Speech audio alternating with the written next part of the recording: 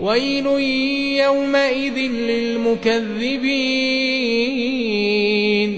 كلوا وتمتعوا قليلا إنكم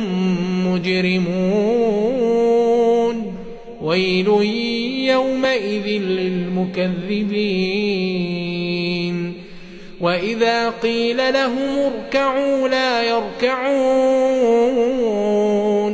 ويل يومئذ للمكذبين فبأي حديث بعده يؤمنون